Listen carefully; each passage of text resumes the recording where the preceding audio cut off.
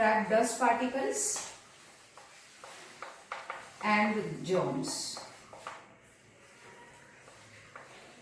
That means cleaning of air is the primary function of this vestibule.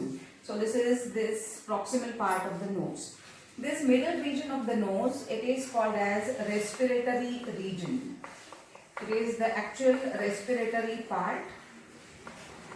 Why it's called as respiratory part? Because this part is richly supplied with blood vessels. What's the function of blood vessels here?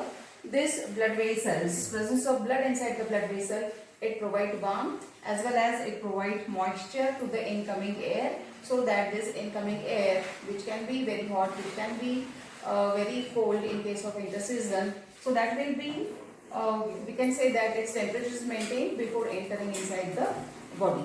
So this is the respiratory part. And this innermost part of the nasal chamber, it is called as olfactory region. What's the meaning of word olfactory? This word olfactory is related with the sense of smell.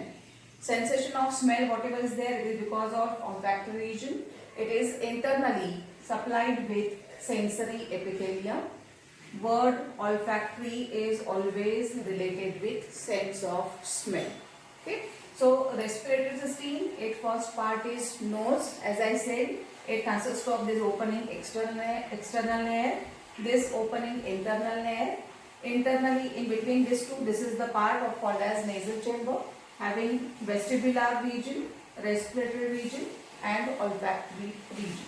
Okay. Now, next to this olfactory region, or we can say next to this part of nose, nasal chamber. Nasal chamber internally here, it opens into the part which is called as pharynx. So we are going to study with the second part of the respiratory system, which is called as pharynx here. So pharynx, second part of the respiratory system. How can we see the pharynx? When we open our mouth wide, this wide open mouth, internally it shows a structure. That means the innermost part of the buccal cavity becomes the pharynx. This pharynx is consists of three parts. Which are the three parts of pharynx? First one is called as nasopharynx. Its second part is called as oropharynx. And the innermost part is called as laryngopharynx. What are these parts?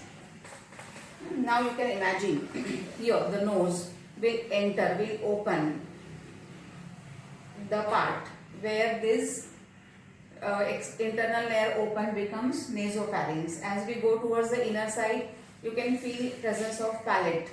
So the part of palate becomes the oropharynx and the innermost part will becomes the laryngopharynx. Remember that this pharynx, they also shows the presence of tonsils.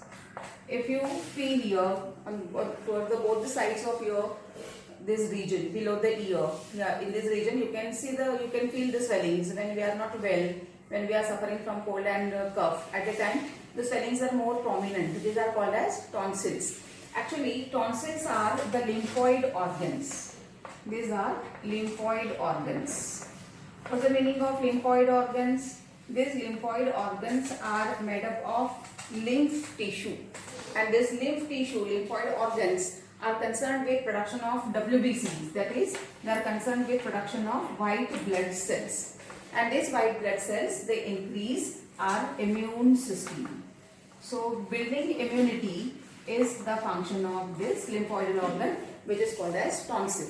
So, this second organ, pharynx, is there, having these three regions of this laryngopharynx. It will continue into the next part of the system, and this next part of the system is now trachea.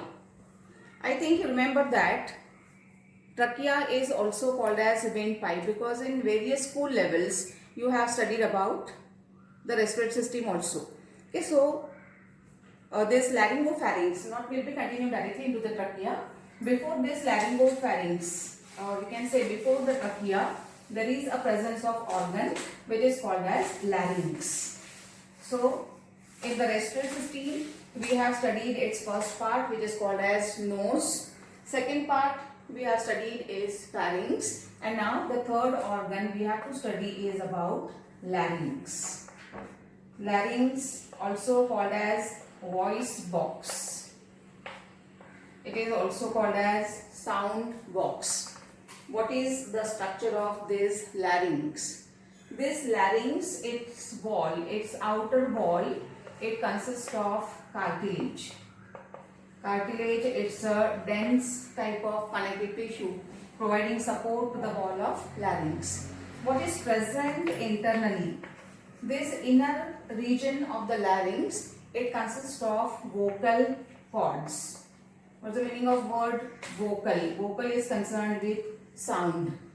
How the sound is produced? When air enters the system, this air which enters the system, it brings about vibrations of these vocal cords. And these vocal cords, when they vibrate, along with the movement of tongue, lips, these movements start producing the sound also. Okay. So remember that internally this larynx consists of vocal cords, and these vocal cords are related with production of sound. So here larynx becomes sound box. Outer wall is made up of cartilage. Inner region is made up of vocal cords which is concerned with production of sound, and hence it is also called as voice box. Now this larynx, as I said that before larynx there is a laryngopharynx, and when laryngopharynx opens into the larynx, in between laryngopharynx,